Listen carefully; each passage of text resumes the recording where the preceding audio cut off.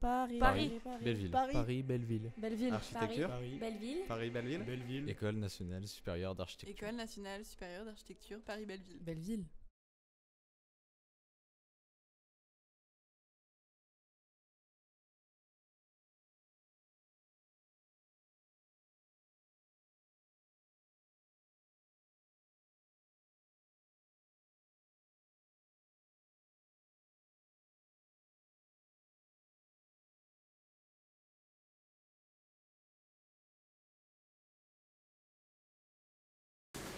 Bonjour. Nous sommes en compétition avec un événement triste en fait aujourd'hui. Notre collègue Philippe Paneret qui est décédé il y a à peine plus d'une semaine et une cérémonie en son honneur au cimetière du Père-Lachaise exactement en même temps. Donc j'en profite pour saluer le saluer une dernière fois. Et introduire donc cette séance de rencontre autour de ma thèse. Je vous remercie de votre présence. Aujourd'hui, on a donc au nom du conseil de l'IPROS, j'ai le plaisir d'accueillir aujourd'hui Delphine Bresson qui va nous présenter sa thèse sur Alvaro Siza du dessin au chantier. Et sur les processus de projet que cette itération dessin-chantier inventée au sein d'une agence.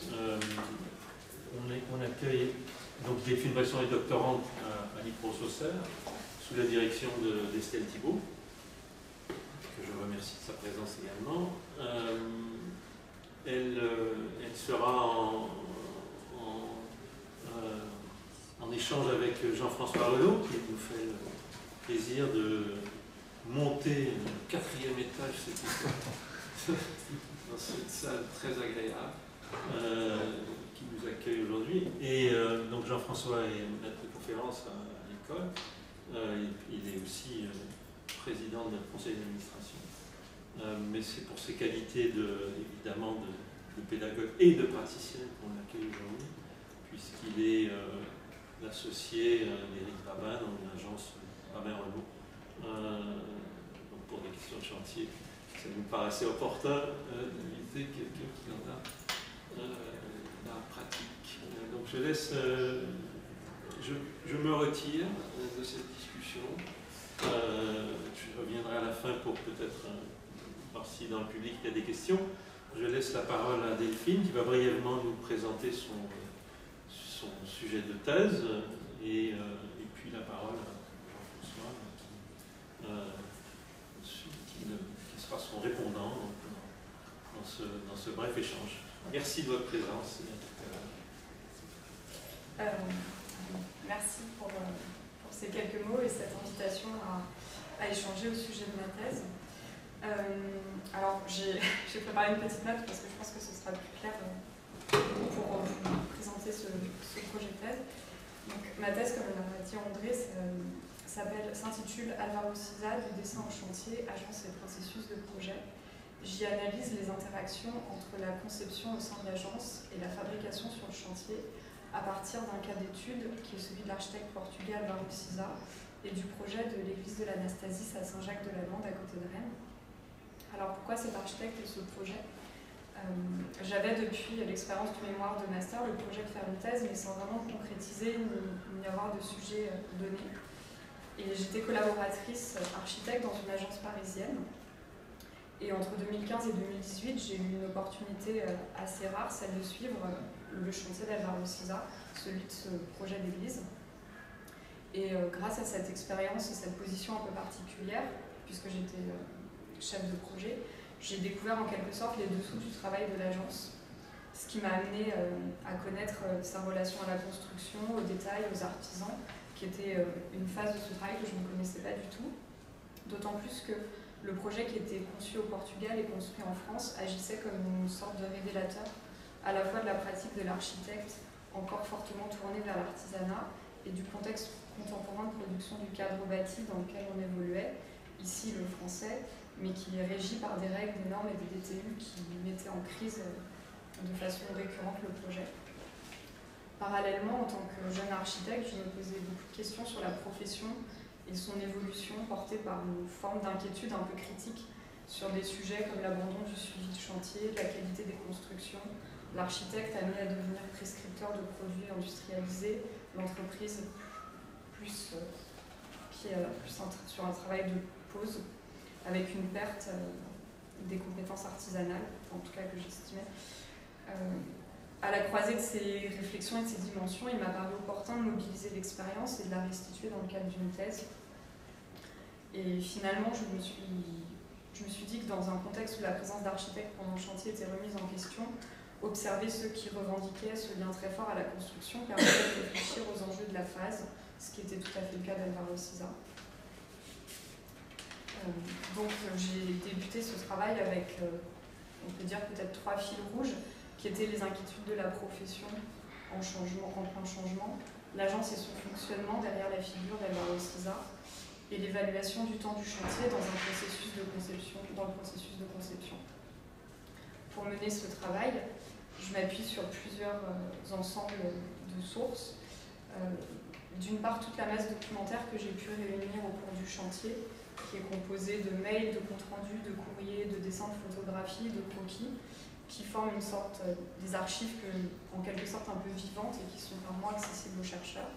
Ça, c'était vraiment l'entrée dans le projet.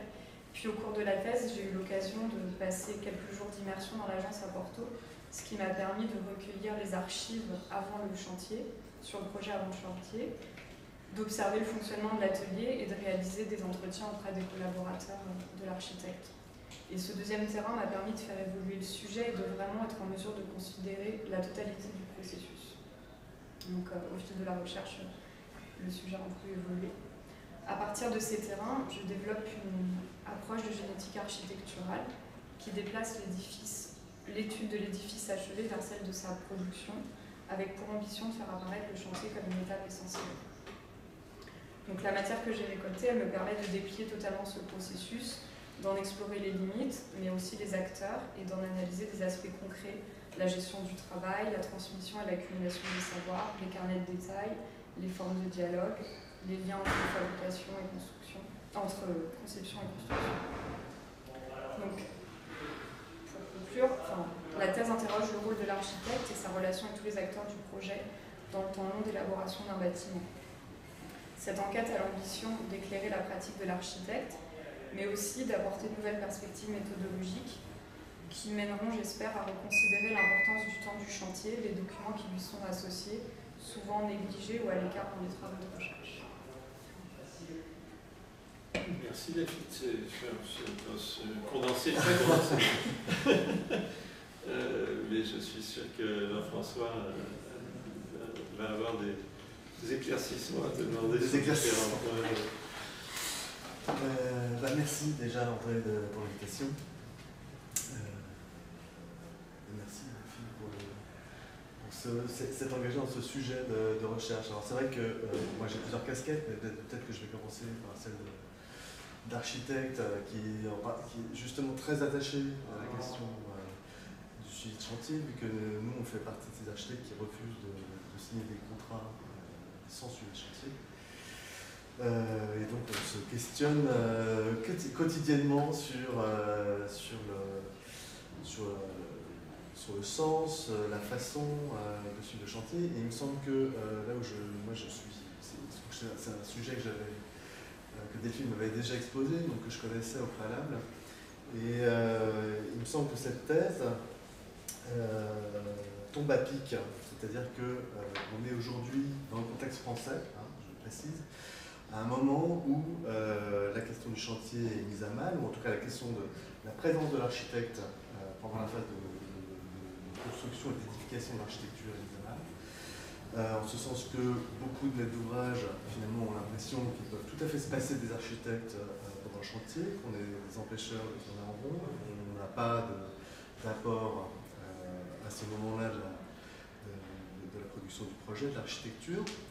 Et je dirais même que même certains architectes finalement sont en train de conclure qu'effectivement on peut peut se désinvestir de la phase chantier. Donc certains architectes, certains collègues se replient de certaine façon sur les phases précédentes, c'est-à-dire le plan de construire et éventuellement l'appel d'offres. Mais voilà. C'est un horizon en France qui nous menace.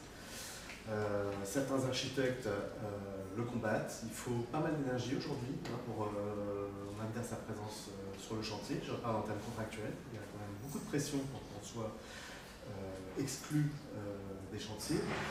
Et du coup, c'est ce que je disais à Delphine l'autre jour quand on a reparlé de ce sujet de thèse. Il me semble que l'intérêt de cette recherche, enfin un des intérêts en tout cas, pour moi, la casquette d'architecte, je parlais d'autres casquettes, des autres points de vue un peu plus tard, mais c'est celui-là, c'est-à-dire qu'aujourd'hui, il y a un vrai besoin de clarification, de formulation du rôle, de l'avantage de l'architecte pour un chantier, et du rôle par rapport au projet, donc par rapport au bâtiment, mais aussi du rôle par rapport à la société, la phase de construction qu'est ce chantier. Alors du coup, bon, j'ai relu le sujet, et du coup, il me semblait que dans le processus de recherche dans lequel tu t'engages, moi, il y a quelque chose qui m'intéresse beaucoup, c'est finalement de soulever le voile sur cette espèce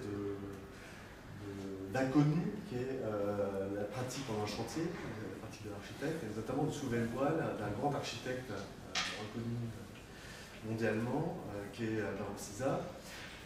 Alors lui est connu, mais ses bâtiments surtout le sont, et notamment la qualité de leur mise en œuvre, et donc ce souci qu'il a d'arriver à dessiner des détails et à les réaliser. Et c'est vrai que quand on se promène dans ces architectures, la question de la fabrication, quand on est soi-même architecte et qu'on se balade dans ces bâtiments, la question de la fabrication de l'architecture est évidemment partout posée. Et il me semble que tout à coup, poser cette question-là, comment Siza fabrique, quelle attitude il a pendant le chantier, moi ça me semble être un des moyens très forts d'arriver à réaffirmer aujourd'hui, à re-questionner le rôle de l'architecte pendant cette phase-là. Voilà. Alors, à relire le sujet, moi il y avait un point qui me semble, enfin il y a plusieurs points dont j'aurais bien aimé qu'on discute. Peut-être que le premier, c'est un peu la question posée au tout début du sujet, qui est la question sur la dimension artisanale du travail de l'architecte. Parce que donc Siza travaille avec des artisans, c'est un tour d'artisans. Les architectes travaillent avec tout un tas de corps de métier. Voilà. Est-ce que ça fait de lui, pour ça, un artisan lui-même? Quel est ce rôle finalement à l'artisanat? Est-ce que travailler avec des artisans suffit à faire que la pratique est elle-même artisanale? Comment finalement la pratique du chantier, qui serait une espèce de co-élaboration, d'aller-retour, etc., fait que tout à coup la pratique artisanale pourrait être investie dans l'agence à ce moment-là de la fabrication d'architecture. Voilà, moi j'aurais bien aimé t'entendre là-dessus. Alors je vais essayer d'y répondre du mieux que je peux, parce que je trouve cette question très, très difficile et je ne suis pas certaine de pouvoir apporter une réponse très, très figée. Ce qui m'était apparu intéressant au moment où je vivais cette expérience, en quelque sorte, c'est à quel point cette question artisanale, elle était présente à plusieurs niveaux peut-être. À la fois parce qu'il y a des liens très clairs et très évidents avec des artisans portugais. Alors, certainement parce que le contexte portugais s'y prête peut-être un peu plus que le nôtre maintenant. Donc il y avait un peu cette relation assez forte, ces liens très forts qu'il a pu tisser tout au long de sa pratique, commencé des décennies avant avec des artisans, donc souvent, que ce soit des menuisiers, des marbriers, des serruriers, qui lui ont aussi appris beaucoup de choses qu'il a intégrées dans sa pratique, dans sa façon de penser les détails. Donc ça, c'était peut-être le premier point, c'était cette découverte entre guillemets là, et ce qui lui a permis après de développer de la quincaillerie aussi. Donc ça, c'est un peu ce premier niveau de relation à l'artisanat. Après, il y en a un autre qui était celui sur le chantier, où finalement, je me suis dit que malgré l'utilisation de la technique, par exemple, je trouve qu'au niveau du béton, c'est peut-être là que ça, aussi parce que j'avais des travaux peut-être de Régent Le Gaume en tête, mais que finalement, on a beau utiliser des banches dernier cri avec tout un tas de systèmes assez développés, finalement, la main de l'homme est très présente, la matière a son caractère, et que en tant qu'architecte, on est aussi un peu soumis à cette forme d'artisanat un peu sur le chantier. En tout cas, il faut être dans ce type d'attitude, j'avais l'impression, et que après la façon d'appréhender la matière, de corriger une erreur, de rectifier des choses, elle se fait de façon très artisanale entre guillemets, parce que c'est pas facile de définir cette notion. Et que du coup, je trouvais que l'attitude sur le chantier, elle était résolument... elle allait dans ce sens-là.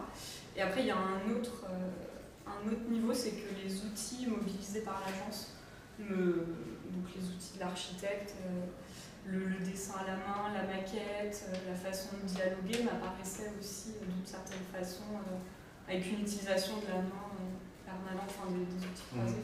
Je trouvais qu'en tout cas, il y avait plusieurs... Je ne sais pas si ça répond tout à fait. Voilà, mais c'est pas une dimension facile à je trouve que la question des outils, il y a les outils qui fabriquent, et puis il y a les outils de l'architecte pendant le chantier qui sont, quand j'ai les outils de fabrique, c'est ceux des gens qui mettent en œuvre, qui construisent. Et puis je pense qu'il y a aussi la question des outils effectivement spécifiques pendant le temps du chantier de l'architecte. Et ça, je trouve ça super intéressant, cette question, et notamment dans l'idée finalement d'une espèce de synergie architecte-entreprise, alors qui s'installe dans un temps long, il y a semaine après semaine des allers-retours. Et donc du coup, est-ce qu'à travers le cas de CISA, est-ce que ce dispositif-là finalement de synergie entre architectes, donc entre le maître d'œuvre et puis la main d'œuvre, sur cette question-là, comment lui arrive à mettre ça en place, parce que bon, j'imagine qu'il doit suivre ses chantiers de très près, lui, son agence, voilà. Et est-ce qu'il développe des outils spécifiques pour communiquer avec les gens qui fabriquent l'architecture, et est-ce que lui-même, qu'est-ce qu'il tire, lui, les savoir-faire des gens dans ses chantiers, finalement? C'est un peu la question sur cette espèce d'aller-retour, de synergie, de communication entre l'architecte et ceux qui fabriquent l'architecture. Alors je pense qu'initialement, quand il était jeune architecte, il était seul sur les chantiers, il sortait de l'école, il a sur les chantiers, il était une petite vingtaine d'années. Donc il le dit très clairement, on trouve des textes où il dit que c'est lui, c'est les ouvriers sur ces chantiers, les compagnons qui lui ont appris comment, dans quel sens on posait les menuiseries, donc ça, disons qu'il leur rend souvent hommage, il leur remercie de lui avoir transmis ce qu'il n'a pas pu apprendre à l'école. Donc ça, il y a comme ça une sorte de, je ne sais pas si c'est la glorification, mais il est très attaché à ça. Et après, au sein de l'agence, donc maintenant, il y a tout un système, ce sont ses chargés de projet qui suivent les projets, et lui, il se rend sur les chantiers ponctuellement et avec l'âge de moins en moins.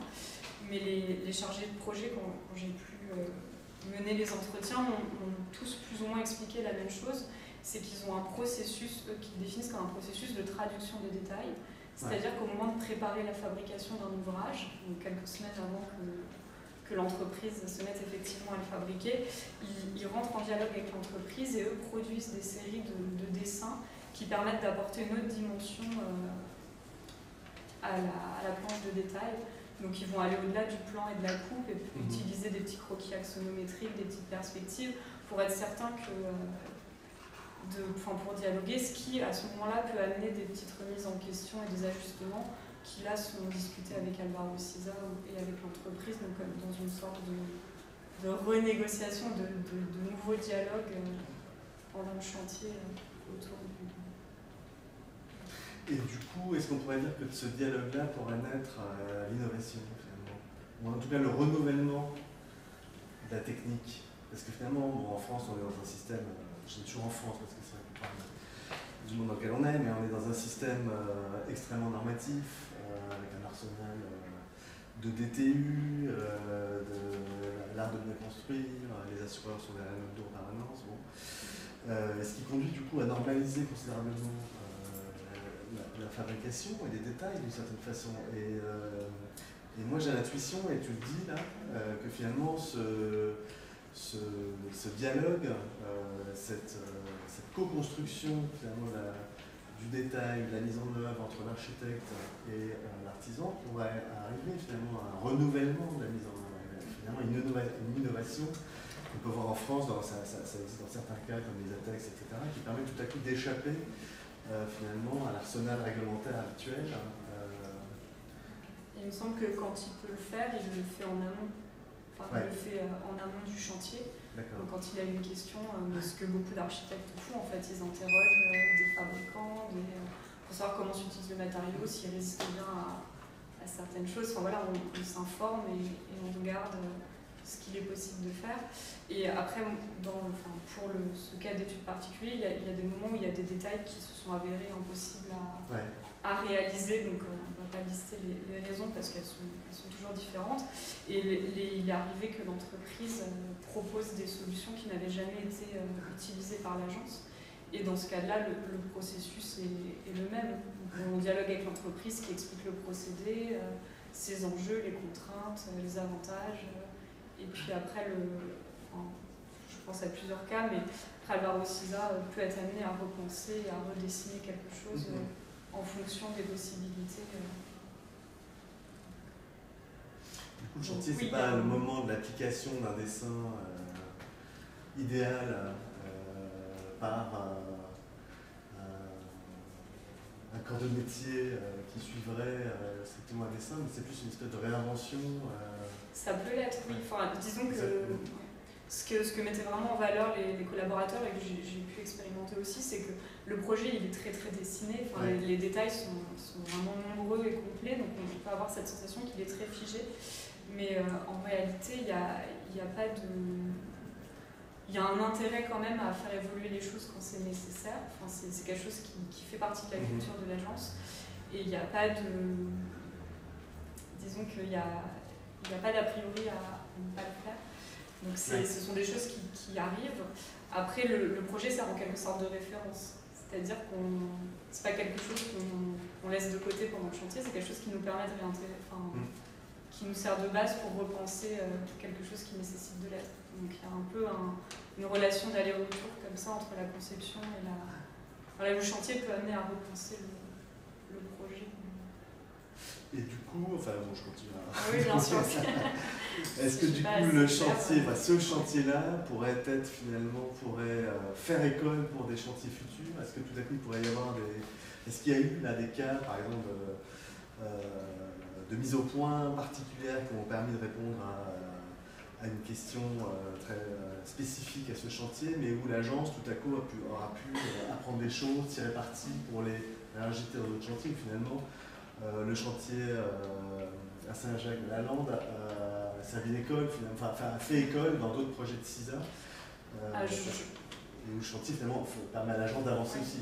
Ça c'est quelque chose, je pense que c'est pas spécifique à ce chantier-là, je pense que tous les chantiers, je pense que l'intérêt de repositionner le chantier dans le processus de conception, c'est de prendre sa mesure et ses enjeux. Et un des enjeux, c'est que c'est jamais un processus de projet n'est jamais figé ni fermé, et il amène toujours vers d'autres processus. Je pense que l'agence est souvent amenée à réinterpréter des détails d'un projet à l'autre, à les décliner, à aller piocher dans un projet, soit parce que c'est un type de programmation identique, soit parce qu'il y a une résolution. Je pense aux tables inversées lumineuses. Il y a beaucoup de dispositifs qui sont à réinterpréter d'un projet à l'autre, et je pense que du coup, quand le chantier permet de mettre permet de trouver des solutions qui n'ont pas été pensées ou qui n'ont jamais été utilisées. En effet, du coup, ça fait partie de la mémoire de l'agence. Et peut-être qu'un jour, ce sera à nouveau utilisé, on ne le sait pas. C'est comme une expérimentation à l'échelle 1, oui, à l'occasion d'un chantier qui permet du coup... Mais je pense par exemple au béton blanc, je pense que il n'a pas toujours construit en béton blanc. Ouais. Alors, je sais que le béton aujourd'hui, voilà, il faut le prendre avec des pincettes, mais je pense qu'à un moment, le fait d'avoir construit le musée qu'il a pu construire au Brésil, ça lui a apporté une certaine façon d'utiliser le matériau, des connaissances, et que quand ils ont dessiné l'église, ils l'ont certainement dessiné en ayant en tête ce qu'ils avaient pu apprendre sur ce chantier-là, par exemple. Donc il y a forcément un effet de... Mais ça, ce que je trouve intéressant, c'est que c'est des choses qui sont valables de façon générale. Parce que toute agence tire des leçons d'un chantier. Sauf que l'avantage avec CISA, c'est qu'il y a une archive vivante. Donc on doit pouvoir ressortir les choses. Oui, alors ça, il y a une stratégie d'archivage au sein de l'agence qui, alors maintenant elles sont léguées. C'est un bon cas d'étude, quoi. Ça permet de oui, vérifier les choses de façon très précise. Ouais, alors je ne sais pas ce que ça vaut, mais il y a un des collaborateurs qui m'expliquait qu'à un moment il avait participé à un concours pour une autre piscine et qu'il avait été amené à descendre aux archives pour consulter les dessins qui avaient été faits de la première piscine. Donc ce qui permet d'avoir une culture d'agence forte. Alors l'autre réflexion que je me faisais aussi dans cette histoire, cette question finalement sur la dimension artisanale du chantier, c'est que il me semble que un grand intérêt de cette question, c'est aussi finalement que ça, d'une certaine façon, ça ancre le projet dans un territoire, dans un savoir-faire. On pourrait penser tout à coup que la dimension artisanale sur le chantier, donc utiliser des artisans qui savent travailler tel ou tel matériau qui est disponible à l'endroit du bâtiment, permet, et c'est d'ailleurs indiqué dans le sujet de la thèse, et je trouvais ça super malin, c'est que ça permet d'interroger justement sur la question des matériaux disponibles, mais des savoir-faire disponibles aussi sur un projet. Et du coup aussi de questionner la position de l'architecte dans ce jeu d'acteurs-là, et donc la position aussi sociale et politique quand il commence à décider de faire fabriquer son architecture, dans cette idée finalement d'une stratégie non pas des choses disponibles par l'industrie, mais des choses disponibles sur un territoire particulier, donc culturellement, etc. Et ça, j'aurais bien aimé t'entendre là-dessus. Comment CISA finalement construit ça? Est-ce qu'il le construit toujours? Est-ce qu'il y a toujours une dimension artisanale locale? Ou est-ce qu'elle est maintenant qu'il est devenu un grand architecte fiscalisé, est-ce qu'on en est encore là? Ou est-ce qu'on n'en est plus là? Voilà. Enfin, comment cette dimension artisanale, cette fabrique de l'architecture qui est revendiquée comme étant plus artisanale, s'inscrit avec la question de l'ancrage territorial? Je pense que la question de l'ancrage territorial, pour lui, elle a toujours été très importante. Ouais. Et voilà, quand il construit à Lisbonne, il va regarder les aspects roses. Enfin, il y a toujours, je sais qu'aux Pays-Bas, il s'est posé la question de la brique. Donc il y a toujours un intérêt à découvrir ce qu'il est possible de faire. Et voilà, je pense aussi qu'il y a un grand respect pour le travail et le savoir-faire. Donc quand il ne va pas imposer des détails qui sont impossibles à faire. Par contre,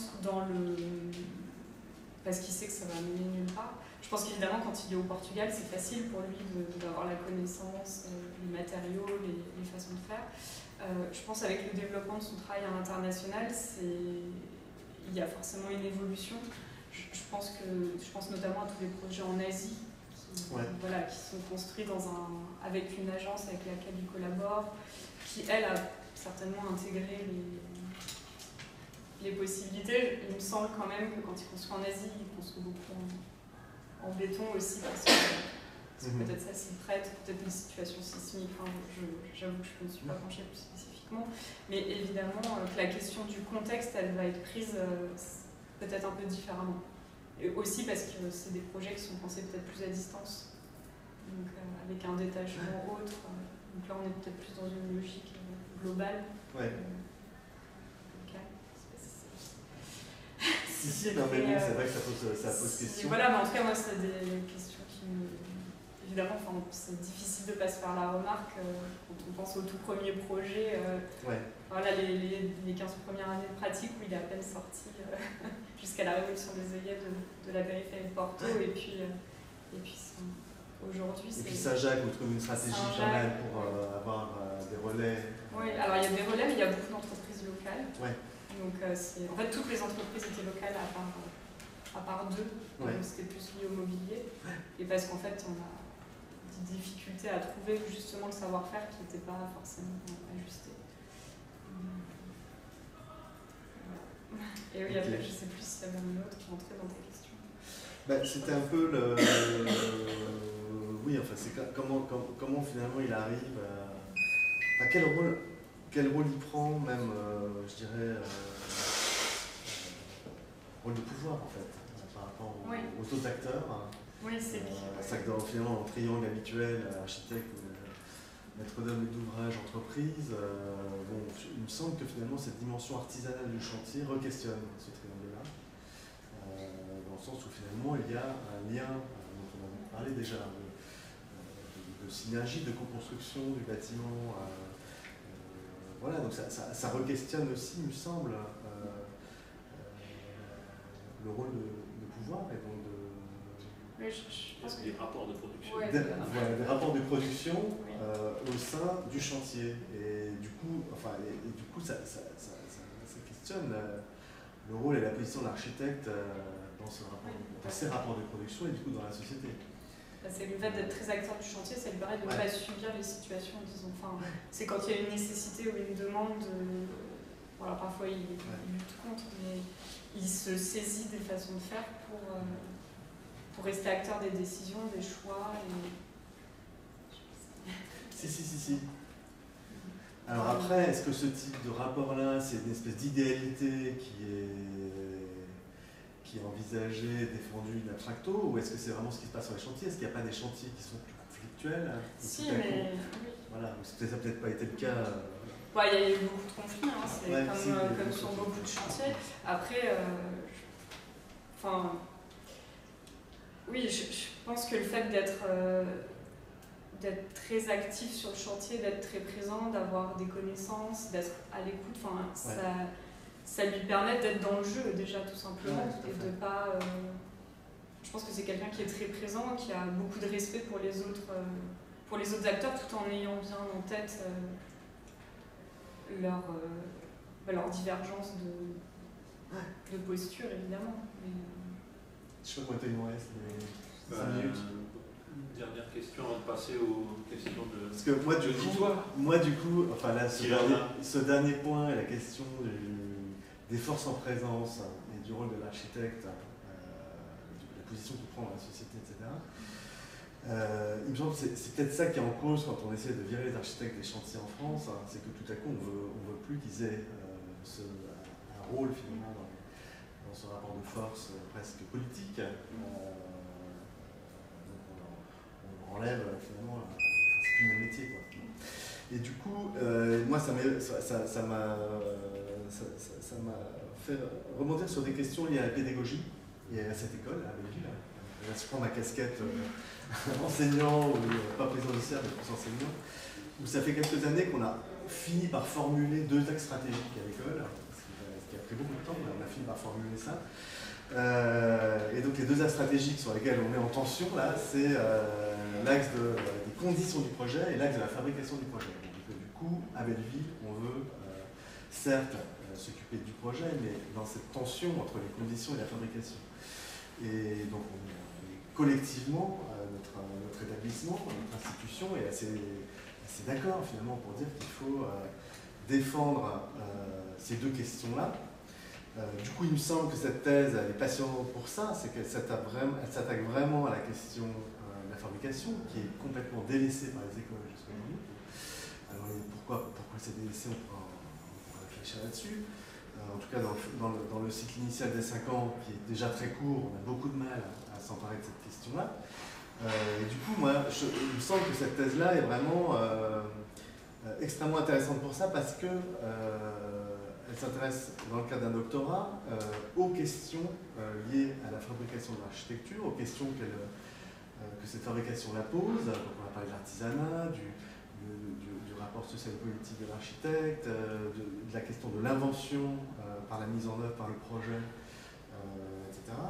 Comment tout ça pourrait infuser, enfin se diffuser de ce magnifique espace au 5e étage de l'école jusqu'au premier étage de la première année. Enfin, comment est-ce que ça pourrait, à travers, je ne sais pas, les séminaires, à travers les studios, à travers les cours, comment est-ce que toutes ces questions-là qui se posent dans cette thèse, tu imagines qu'ils puissent finalement nourrir l'ensemble du cursus de la formation initiale de l'école, le renouveler, parce que c'est l'un des vœux c'est un des vœux les plus chers de l'école en ce moment.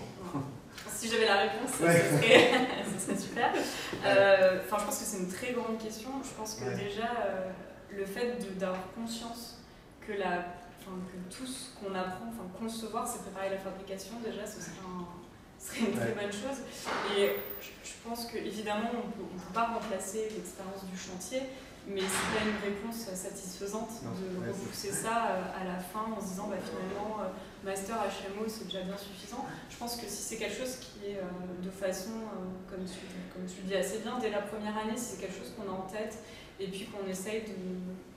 je pense qu'il y a plein de choses à tester déjà. Moi j'ai assisté à un cours qui était donné par Antoine et Françoise Promono en première année qui était passionnant et je pense que les étudiants ont appris plein de choses ce jour-là. Donc, il y a comprendre le jeu des acteurs, parler du chantier de façon peut-être plus théorique, parfois plus pratique.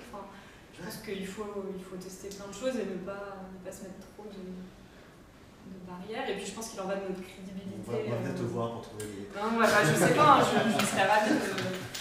Voilà, mais je pense qu'il en va aussi de notre crédibilité professionnelle, de pas débarquer sur les chantiers sans savoir ce que c'est, quoi. Sans avoir une idée... sans être un peu armé, avoir une idée des enjeux de ce qui s'y passe, de quels sont les acteurs qu'on va rencontrer, quels sont leurs rôles.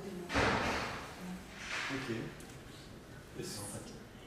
On a peut-être des contributions de la salle à ce sujet. Est-ce que vous avez des questions à adresser à Delphine?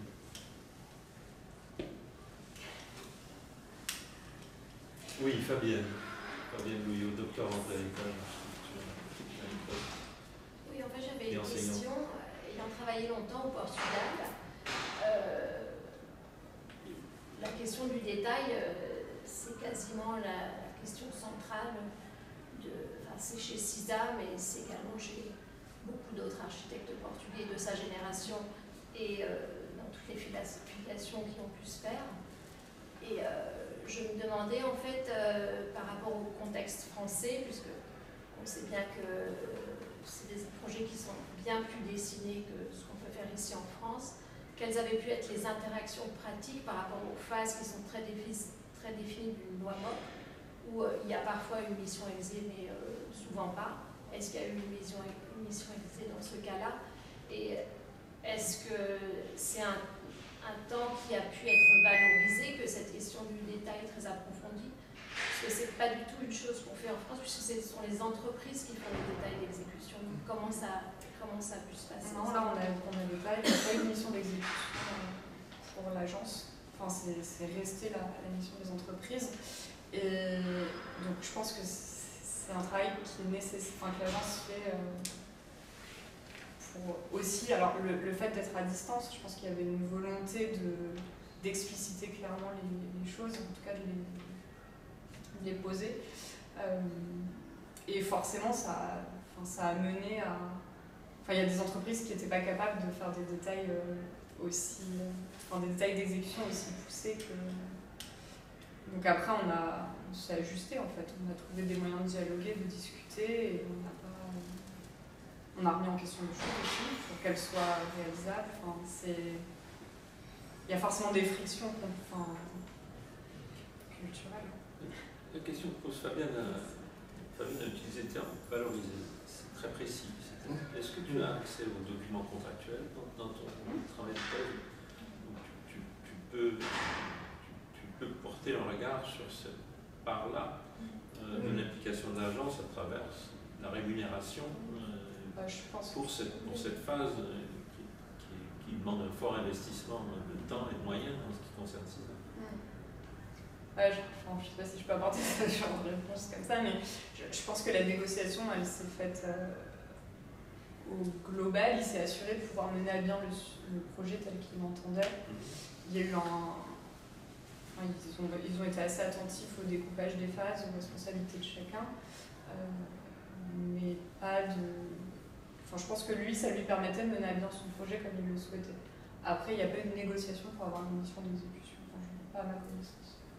Mais c'est vrai que pour un enseignement pour tirer des enseignements de ce cas-là, justement, ça serait assez intéressant de comprendre ça. Parce que lui, bien sûr, il a pu se le permettre, très certainement, parce qu'il a tout ce système qui est déjà mis en place.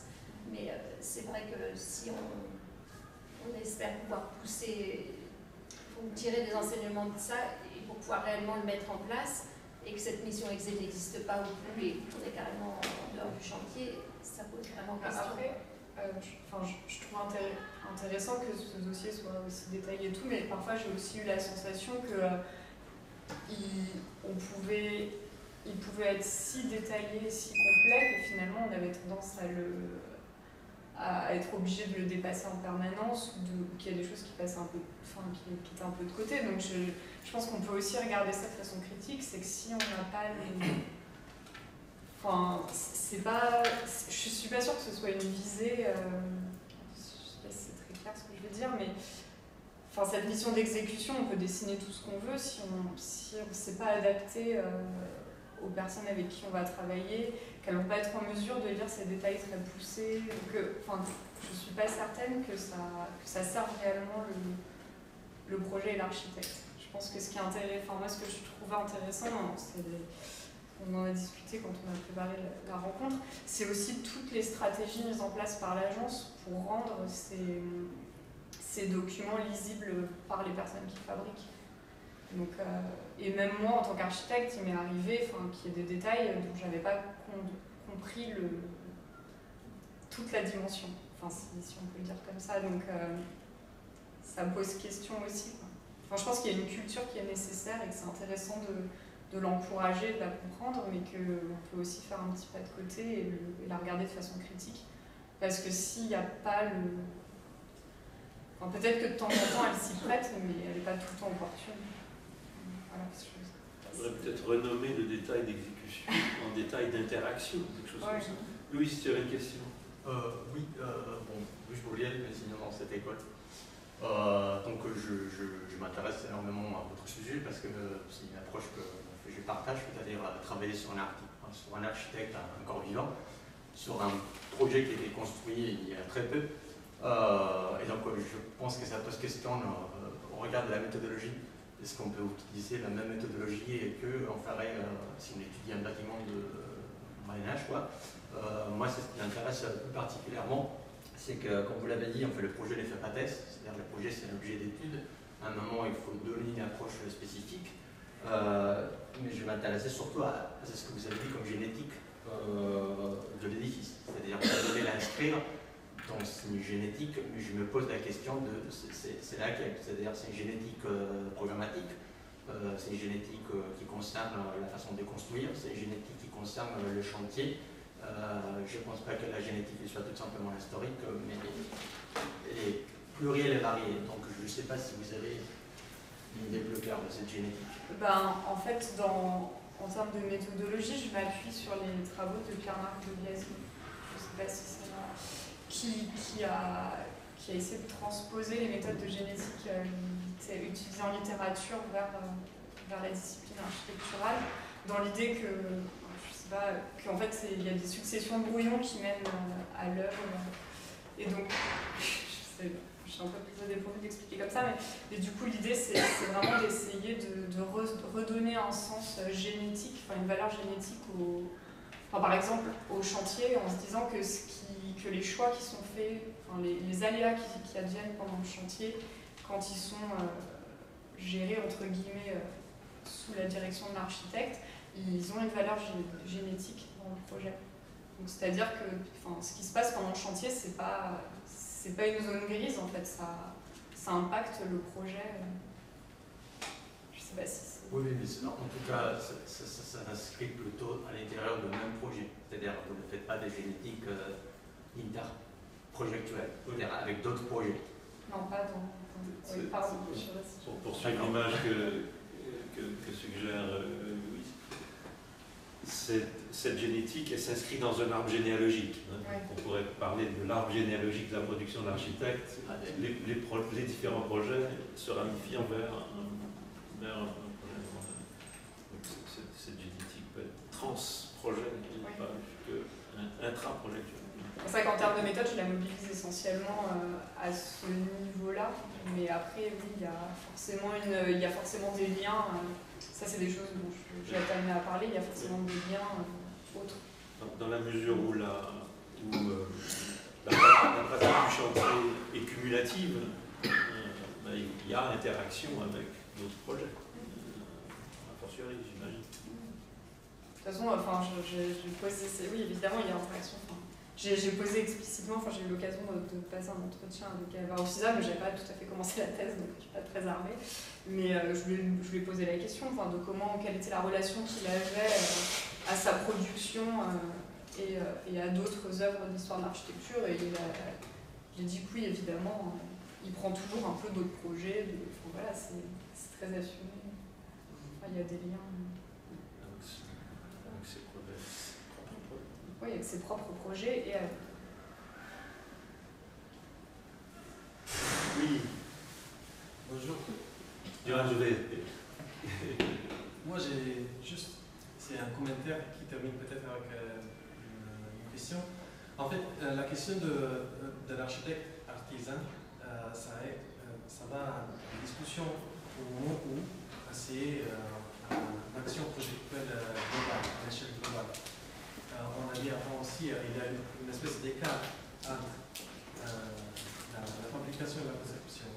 Et alors, ce que je me demande, du côté méthodologique de votre thèse, si vous avez remarqué s'il y a des moments dans le processus de projet qui deviennent le temps de vérifier, pour vérifier cette nuance artisanale du projet. Moi, je vous pose cette question. Qui, s'il n'est pas clair, j'essaie de la rendre plus claire, par rapport à l'expérience que j'ai vue à Naples du chantier de Sisa, de la place, vous connaissez, j'imagine, Michel.